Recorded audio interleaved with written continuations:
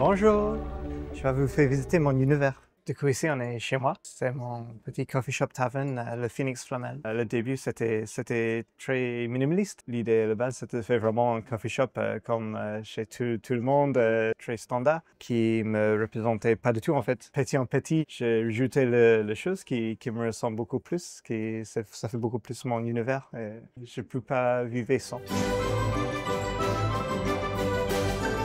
L'idée de base, c'était de faire un an sympathique, puis de retourner en Angleterre pour continuer mes études. Et je suis tombé amoureux de cette mode de vie qu'on trouve en Pays de Loire. Je précise cette culture, cette façon de vivre. J'avais essayé de recréer des endroits qui, je me souviens en Angleterre, qui est un peu de nostalgie. Du coup, cette coin-là, c'est le coin chez ma mamie. C'était comme ça chez elle, cette coin de salon. On peut carrément voir le photo de mon papy. De l'autre côté de la cheminée, on voit mon arrière-arrière-grand-mère, Alice, qui faisait partie d'un coven en Angleterre. Elle était un peu sorcière de coin de Shropshire. Ensuite, cette partie-là, c'était inspiré d'un train que je fréquentais beaucoup en Angleterre. Et je voulais recréer un peu un wagon, comme je me souviens dans mon souvenir de ma jeunesse.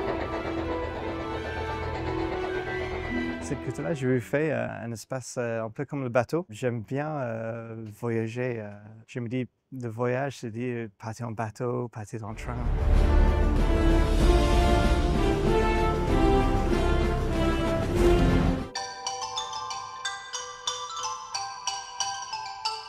J'aime bien le challenge de trouver les endroits de crocher les choses. Par exemple, l'horloge que vous voyez en haut de vous là. Quand j'ai reçu ça, c'était un samedi matin. J'avais pas mal de monde et il avait un papy qui est venu me voir au comptoir qui me disait qu'il me laissait un cadeau devant le dehors et que je peux aller chercher quand je veux. J'imaginais que c'était une boîte de tasses ou d'anciens livres, choses comme ça. Et quand j'avais ouvert la porte et j'avais vu effectivement cette grande horloge et je me dis, bah, je vais mettre ça où? Donc, j'ai trouvé une place, c'était au plafond.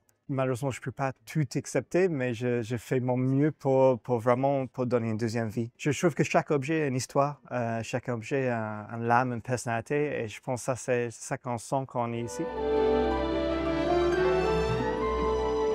Le café, c'est comme le vin, c'est tellement riche, tellement de différents goûts, différentes façons de faire. Je viens d'une famille de barman. Mon père avait un bar, mon grand-père, mon oncle, mon cousin, il est un pub en Angleterre aussi maintenant. Donc c'était un peu dans le sang, on peut dire, mais c'était pas l'idée à la base. J'étais en pleine étude pour être éducateur sportif, donc rien à voir. Et aujourd'hui, je regrette pas du tout.